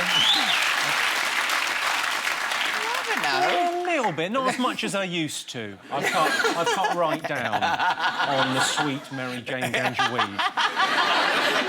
No, I don't. I mean, I work most of the time. I'm slightly I know you do. You're mental. But I do. I love it. I can't understand why you know, if you can do sort of stand-up, it does strike me that it's the best job in the world, because you kind of go out and you find a large group of people with the same sense of humour as you, and you're all in on the joke, and you just kind of... and everyone gets it, and you can talk to them for a couple of hours, and it's only a few hours a day, so I like to work every day. I love it. But you just talk constantly, and it's like an illness with you. You're great stand-up. No, but I mean, you just keep doing it. I mean, your tour will end, like, at Land's End. And then, like, 2 weeks later, you're starting up in John O'Groats on a new tour. Yeah, I know. We've got 3 days off between the tours. I'm starting that. This one goes till August, and then I start the new one in Edinburgh. Yeah. So what does your girlfriend say about this? Did she say like? She's thrilled I'm away, obviously. Is she? Is she really? Yeah. If you went to live with me, you'd be quite. Oh, really? right. You're going away for 4 days? Bye. Pack your bag. There you go. You can stay for 5. No, I don't think she minds it. I mean, she's kind of used to it now, and that's the way So our weekend sort of comes in the middle of the week rather than you know, on the weekend. Now, you'll admit this yourself, that you're proudly one of the most offensive comedians out there. It's a weird thing to call yourself offensive, I think, because it sounds a bit kind of bad boy for life. I think there's a weird... Yeah, I'm quite edgy, and that's my sense of humour. I quite like rude jokes. Oh, yes, yeah. But I don't set out to offend anyone. I mean, there's literally no agenda at all to my show. It's just to make people laugh. Yeah, it's a weird thing that's happened the last couple of years where kind of people are taking great sort of pleasure in kind of objecting to comedy. It's a very odd thing. Oh, yeah, I've had it. I mean, Frankie Boyle had it. But, yeah, it seemed like, after a while, almost like we were public enemy #1. And that Frankie Boyle joke was, like, 2 years gone by, and they still dragged it up, I think. Yeah, I suppose it was probably the you know, Jonathan and Russell thing or whatever rearing its head again. It's a very odd thing, I think. It's weird though, because I think as a comedian, if you sort of tell jokes, you have the right to say those, and you can get kind of carried away with freedom of speech, and you can say what you want, and you know, we're all grown-ups, and we can choose to watch the show or not watch the show. But also, people have got a right to be offended. I'm fine with it. If they want to be offended, yeah, but I mean, fill your boots. if they turn up at my show or your show, they know what they're in for. I mean, then it's not like a hostage situation. You're not getting people in going, shh. Yeah. Lock the doors, here's one for you. I mean, people are always confusing me with you. And do you get the same? No, just to go, all right, Jimmy. Yeah. And they think that's the first time I've heard it. Yeah, I get it. 20th. That day, yeah. I get it pretty constantly, yeah, people. But also, sometimes, it's the worst time, I don't know about you, but I'm quite happy to sign your autograph in place of mine, if people have been nice, because sometimes you get a lovely cab driver, you have a conversation for half an hour, chatting about the news and the weather, and then they go, cheers, Alan, and I'll go, oh. Yeah. And you think, well, I'm not going to correct him now, I'll just go, yeah, thanks very much. I often get it after gigs. I always meet the audience after the gig, I always stick around and say hello. Yeah. And people often do it there, go, all right, Alan? And you go, oh, you. Oh, I know you. You, what are you like? I did this laugh. Oh, that is a good laugh. With a little... I don't know what we would call that, but... Yeah, it's a shoulder roll. I can't do it anymore. I've lost it. I've lost the power. Oh, no, you didn't. Got it. Is this true? You're cycling from John O'Groats to Land's End? No. I'm doing a bit of it. There's a sports relief Chicken cycle. shit. Well, no, it's this bizarre thing that David Williams does. You know, David does something crazy for charity pretty much every year. He raises millions. God love him. So he's doing Land's End to John O'Groats, or John O'Groats to Land's End, on a bicycle with about 7 of us. That's a big bicycle. It's a hell of a thing. You're right at the back. There's some traffic behind us. Yes, there is. But I'm doing it, but I've only got, like... I said, oh, I can't do it because I'm working those days. We've got gigs in, and they went, well, could you squeeze it in for sort of like a day? So I'm doing 1 day on the bike. I went out for an hour. I've done no training at all. Oh, you idiot. I've got to do 12 hours on a bike. I did 1 hour, and honestly, I looked like a flag of Japan. I don't know how you do it, Alan. It was brutal. No, shit. It was like a collapsed mine shaft. Oh, please. But it was... I mean, it's one of those razor blade saddle sort of things, and those weird things you've got to put your shoes into so when you fall off properly. I don't understand that. And I think, you know, I think people will watch it because there's an outside chance I'll be seriously injured, so... Jimmy. No, he died in a cycling accident.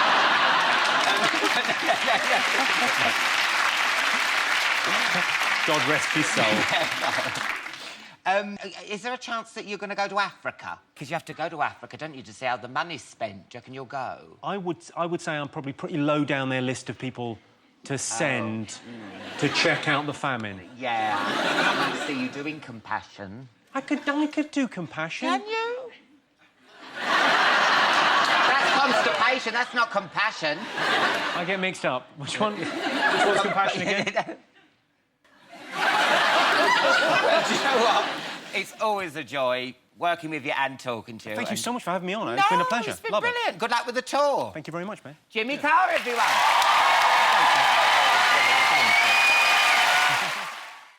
Welcome back. Still to come, Alex Reid will be here telling me all about the wedding of the year. Oh. First, though, she was the world's first ever supermodel and the woman who put the word bonk into bonkers. Please welcome Janice Dickinson.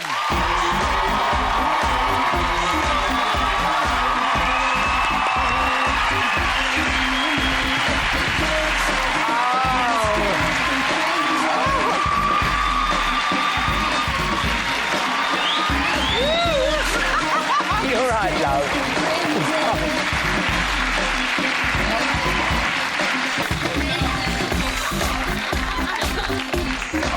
Do you like it? Oh, I know. What? This is your new single, isn't it? It's about all I got. Oh. What's it called? Crazy. Crazy. I wonder why. For the Chatty Man.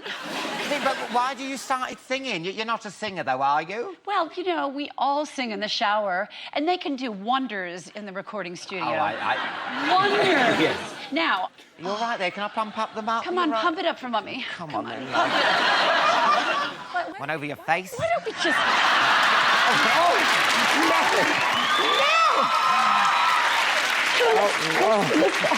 Now watch. Don't. I will turn you around the other way. Oh, my God, your rings come off. I know, everything, your cock ring.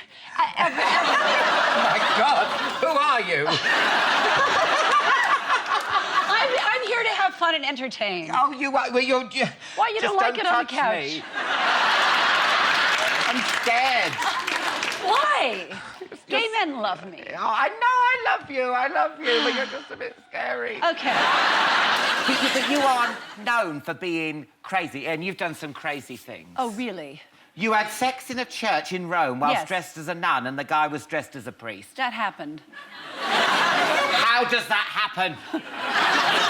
Why was you dressed as a nun?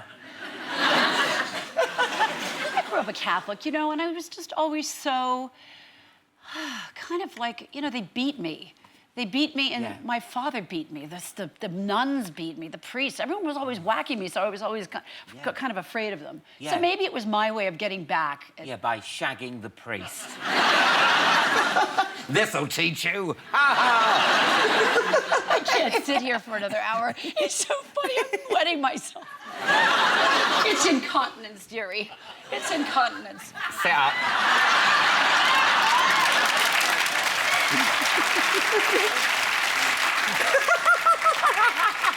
Oh, no. Oh, no, that itched. You just sat on a Scottish castle. God, how about a... that'll do. Is this what... I can't believe this was true. You fell off a catwalk into the lap of Sophia Loren. I did. Oh, you would love this story. Well, kind of not. Valentino, now let's get it straight, okay? Supermodel, not page 3. Okay? No. Supermodel, covers of Vogue, okay? Covers of major fashion magazine. That's the difference. So when I was a little bit thinner, like about maybe 10 pounds thinner. I mean, you have to really starve to squeeze into these size 0 dresses. You really do. And models, we did what we had to do to fit into the clothes. Yeah. Cocaine, cigarettes, just all the good stuff. Yeah. And no, it was horrible. So there was all this champagne right before we were to go on. Big mistake in the fashion industry, what designers do to young girls, because of course, I grew up broke. The minute I saw free booze, I was all over it, honey. Yeah, I bet. I was all over it, just chugging it like a cat out of hell. Yeah. And, you know, so the cigarettes, it was 11 o'clock in the morning, and I must have knocked back 2 or 3 long goblets of champagne. Yeah. And as soon as I got out on the runway, I opened the show, and it was completely pitch black, and then all of a sudden the paparazzis were just... Yeah. And I completely I kept walking. I kept walking off the runway, and I did a loop-de-loop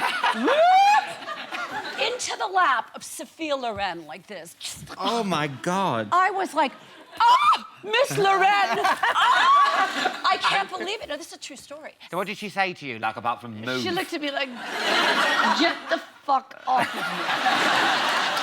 Well, I've got to ask you about America's Next Top Model. I hear you love the show. I love the show. I was on there for 5 seasons. I made that show a hit. Can you imagine for 5 seasons sitting next to Miss Tyra Banks, just listening to her go off? No, you got... You could land a helicopter on her forehead. She's huge.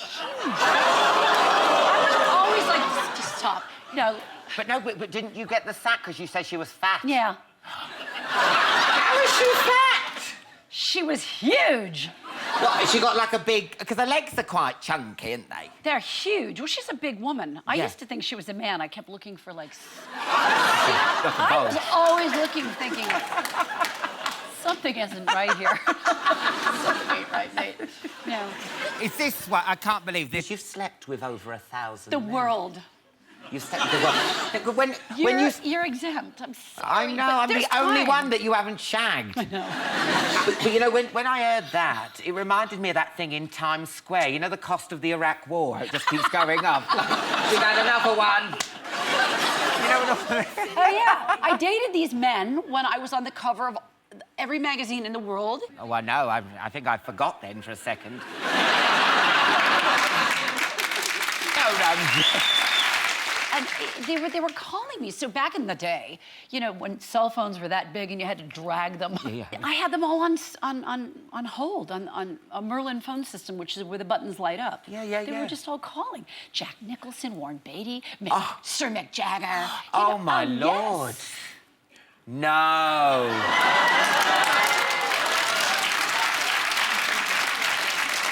God, you didn't get no satisfaction.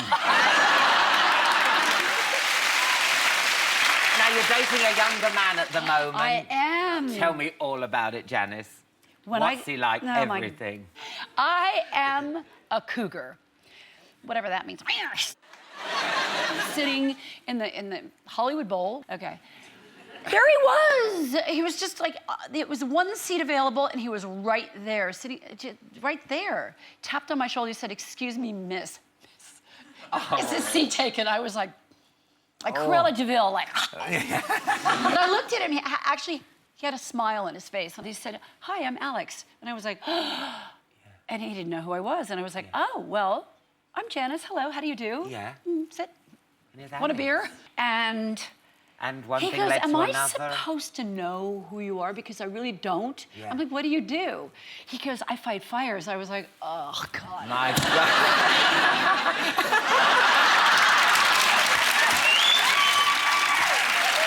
It's always a pleasure talking to you. Janice Dickinson, everyone. Well, she's brilliant.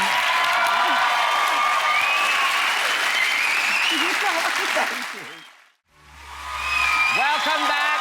Kesha will be here soon. First, though, fresh from the Las Vegas wedding chapel, it's Alex Reid.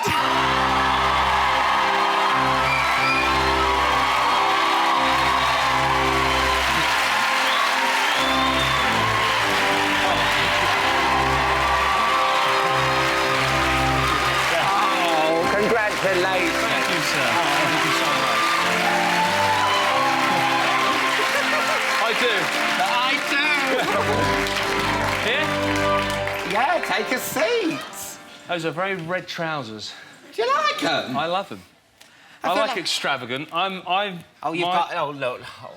My boss has now designed me. I have to be designer, stylish, yeah, expensive, and gay. Oh. I'm like a boy band. So what happened? Well, that's not very nice. No. I don't like your red trousers. No, don't. I like this. What's this? Who did that to him? Look at all that. It's cage fighting. I thought you were going to say Katy. Well, she Give is. me those trousers. Oh, don't mess with her. Don't anyone. I won't mess with her. Oh, trust no, me. no. I've had her on the show. She's backstage. She'll rip your head off. It's like that bit in Jurassic Park when the Tyrannosaurus Rex is in the building. Let's have a drink, love. What do you want? Oh, God, yeah. What's the strongest thing you got? Pink lady. I'm a pressure... Oh, come on, then. Go on, then. Would this be what Roxanne drinks? Well... Why not? I like a glass of pink lady. Why you have not? one, Let's have a love. bit of pink lady. There you go. I hope it doesn't go to me head and we get a bit tipsy, you know. Who knows what might happen? You never know, do you? Well, trust me, Tyrannosaurus Rex Cheers, Alan. Katy comes through the wall. No, I love Katy. She was on the show a few weeks back. I saw it yesterday. Thank you for inviting me on your show. No, thank you. We were warning about this wedding. Well, congratulations on getting married.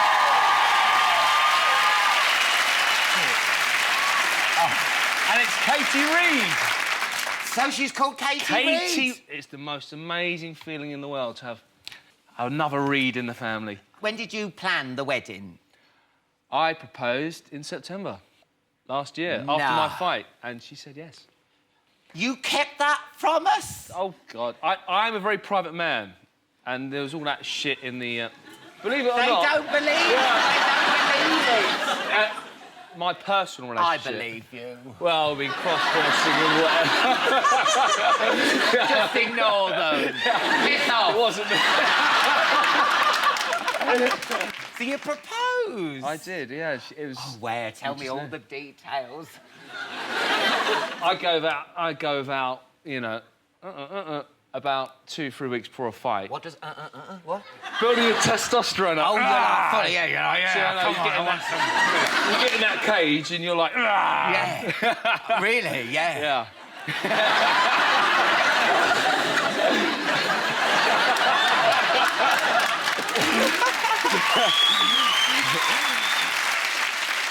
So after that fight, there was a lot of energy to come out, and I was just very emotional, and it just came out. You just said, "Will you marry me?" Yeah. Oh, what she said? She said yes straight away. Yes. Yeah. Oh. Yeah. Did you go down and do the old one knee and like? That was the most amazing. I was like. Even now. Yeah. And like because she said no before, hadn't she? No. Hadn't she said? No. I thought she said no before. No, there was all that bullshit in Australia. Yes. We'd rather wipe that part out. Yeah. So she hadn't dumped you. That was just so made up. No. We were back together again that night. You know. So. It was she overreacts. She did sort of do it on the telly. She does overreact. No, I'm not being a bitch. No, I saw it. I'm sitting there watching it, and then and I was like, oh. Katy is fantastic. If you're an arsehole, the problem is she'll tell you're an arsehole, which is great because you know exactly where you stand. Yeah. But in this business, you can't sometimes do that. No. And she has learned. She is diplomatic, but she's been hurt by so many people in the past. Yeah. She's very defensive and very defensive of me. She's very protective. And that's I could see beyond that. And all we need to do is when we saw each other, we knew. When you hold each other, you know that's real. Yeah. So tell us about this Las Vegas wedding. Right, what Las was Vegas. it like? She didn't turn up in that bloody pink coach again, did she? Oh, no. It looked like a hemorrhoid on wheels. I'll tell you. Yeah, do you know what? Well, I used to see Katy Price in the papers all the time. I couldn't understand it. Why is she in the magazines every bloody week? Yeah. And I didn't like I thought the wedding, I thought, oh, why is she doing all that? Yeah. Now I'm married to her.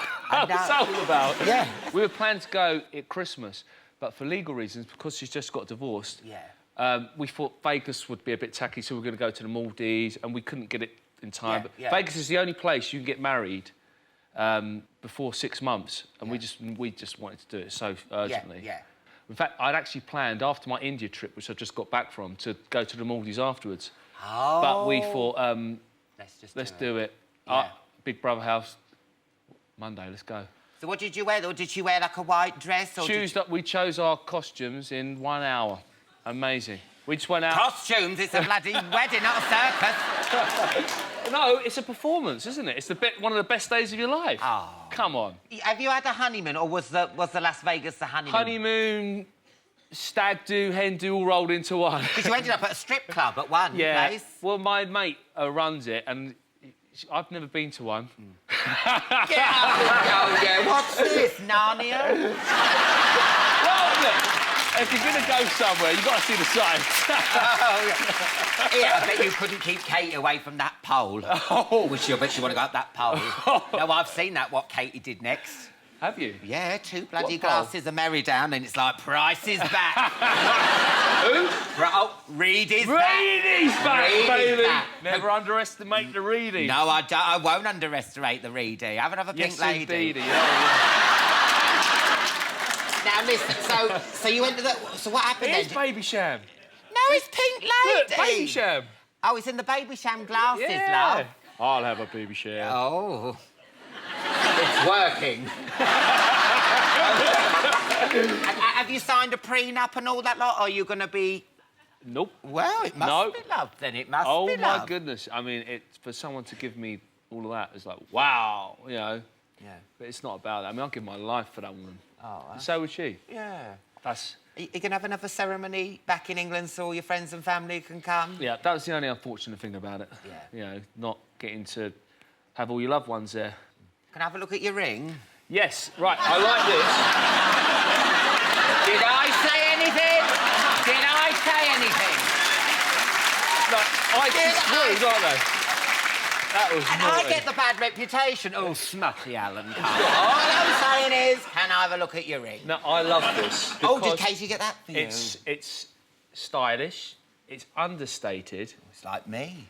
A bit flash, but still masculine. Now, she wants to get me a super bling one, but I'm not really a jewellery person. No, I think you look... Look at this, look at all the don't mind. diamonds, look at it sparkling. But I love it. Oh, look at that, it's Because- lovely.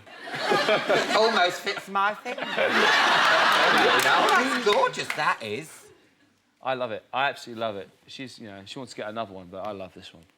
Oh. Every day. Aren't you happy for Alex? I can imagine her in bed. She must be terrifying. Well, no, I mean, I don't know, I mean... What do you think? What's what she do you in bed? think? Tell me. This is what I What do you think she's like, yeah. She's Katy Price, and then she has a couple of Malibus and Coke. And then she's Jordan. Oh, she's worse when she's sober. And I think you have a couple of Malibus and Coke, and then you're Roxanne. Roxanne! And you start having a bit of old Leslie action. That's what I think. What is the fascination with my sex life? I find it fascinating. Like, No. people want to know. Well, we don't get any. I mean, this Roxanne thing, did it... Roxanne, right, I dressed up when the mates all going out. Yeah. Let's have a laugh. Yeah, it was fun. And if I'm guilty of wearing women's clothes and enjoying it, then, yeah, I'm a cross-dresser. No, I But mean... that doesn't bother me. I'm like, I don't live by social stigmas. I would say that's 1% of Alex Reid. And I went out Halloween, which everyone was dressed up. Yeah. But, of course, I'm going out with Katy Price back then. Yeah, yeah. So, but, yeah, so what? Look at that. That's terrible. That is the worst picture. What was I thinking with that hat? No. And this thing, come on. I think it makes you quite feminine, that choker. The lipstick's all smudged, but it was supposed to be, that's scary. It is Halloween.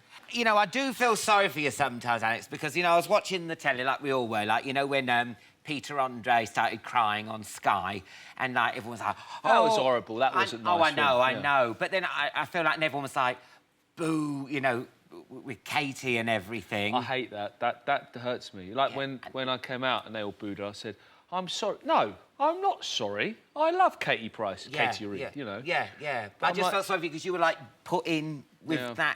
that... You were sort of like enemy number one as well, and it's not really your Well, that was the fault, whole is it? purpose of doing Big Brother. So people could see that, you know, I'm an OK guy, not give her shit. Yeah. You know, because in the house everyone was saying about Peter Andre, and I know, wasn't it Vinny was saying about dumping Katy and everything.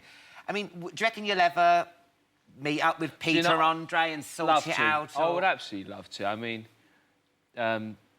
absolutely. We should all be adults. I'm not... I think you public saw what sort of person I am in the house. Yeah. I'm not aggressive. I'm not in your face. Just want the best for everybody. Yeah. Have you ever met him? No. Love to. Yeah. For the sake of the children. Yeah, And you know, maybe one day we could be friends. I'm not. It's not one of my goals. No, but no. Just so everything's a lot more amicable and peaceful. I mean, I plan on having little fellas myself, so we're going to have to. Would you adopt them or anything, or...? What's that all about? How could I adopt him? Pete's a great dad. Don't want to take anything away from him. I mean, I'm officially now I'm on their stepdad. Yeah. And it's surreal. It is surreal. I love those little kids, but I mean, I don't want to be their dad like Peter Andre. But I would love to be, and I am, as we speak, an authoritative figure who can look after them and cares for them. Yeah. But no way. I mean, it is a weird one. Sometimes I can see how Peter would feel if he was sitting there, and you know, it must be horrible. Oh, I know. And I know, totally yeah. respect that. Oh yeah, and you got to protect the kids and everything, and yeah. Now listen, you're doing a documentary, and you're going all over, aren't you, cage fighting? I am all over the world. Just been in India. I was in Europe, going to America in 2 weeks, in a week and a half. Well, I've actually got a clip of you in action. I watched this earlier. God, it's terrifying. Watch this. Alex was the one that said, you want fighters to walk to you. I'm a fighter that likes to go forward. And that's exactly what he's doing. Maybe he's playing straight into Xavier's game with a good knee to the body. That's the range he needs to stay at. And there's Alex gets the clinch at last. Xavier does a good job of defending. The crowd are absolutely ecstatic with this one. Why was you in your pants? Because... Now, that's a good reason. Lots of people ask that. It Very homoerotic. It is homoerotic. There's nothing wrong with that, though. But that's not why I do it. Don't tell me, love. I think it's disgusting, though. It's disgusting. Freedom of movement. If you got shorts... Where? What, in your... No, here. You got shorts here, yeah. And it's just that much more... I'm throwing a knee. Yeah, and I'll do the triangle. Right, we will show some moves. All right, OK. All right, OK. Right, what are you going to do is... Yeah, I'm going to have you. Yeah, I'm going to have you. Put your arm like this. Like this. Yeah. Kick your other arm. Yeah. Kick your other arm. And your bicep. And then just here. No. Here. Can I have me drink? And then squeeze. Oh, you fucking bastard, you bastard. Yeah, that's good, you got it. Is that it? Right. Yeah. I'll show you now. This is called the rear naked choke. Or we could call it the rear naked poke.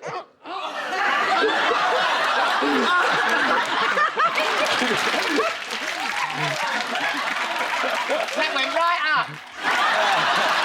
We're like Spartans, you see. Spartans. I enjoyed that. I can see why you do it. No, it is fun, though. It is fun. Well, good luck with all your cage fighting and everything, and congratulations on your wedding. Give it up for thank you. Alex Reid. Thank you. That's it for tonight's show. A massive thank you to Jimmy Carr, Janice Dickinson, and, of course, Alex Reid. On next week's show, I'm joined by Rihanna, Courtney Love, and Steve Jones. Now, to play us out with a new single, Blah, Blah, Blah, is Kesha!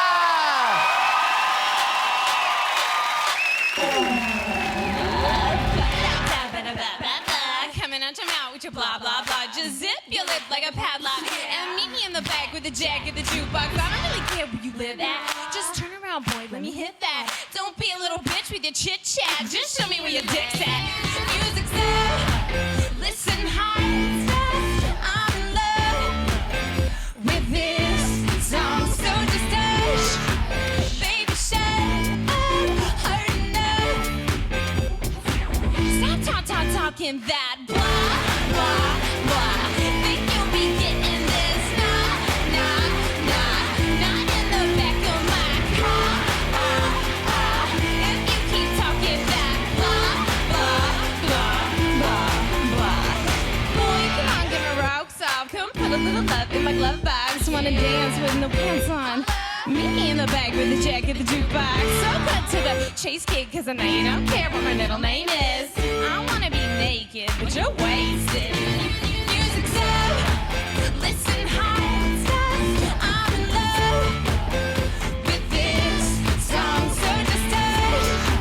Baby, shut up, heard enough. Stop talking that blah, blah, blah. Think you'll be getting this? Nah, not in the back of my car.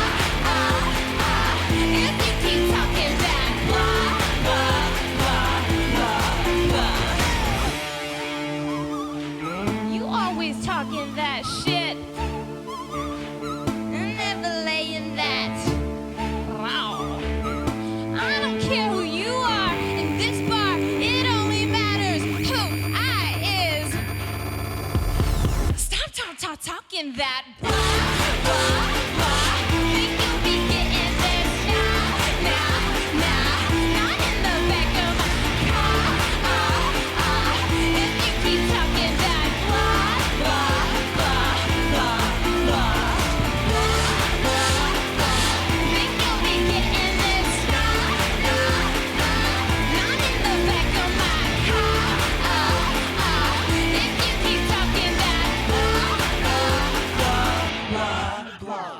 Blah, blah, blah.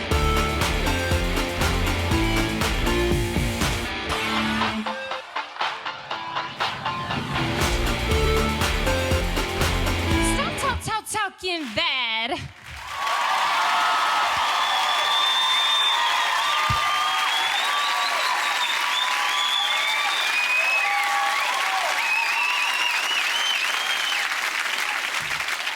Thanks, guys.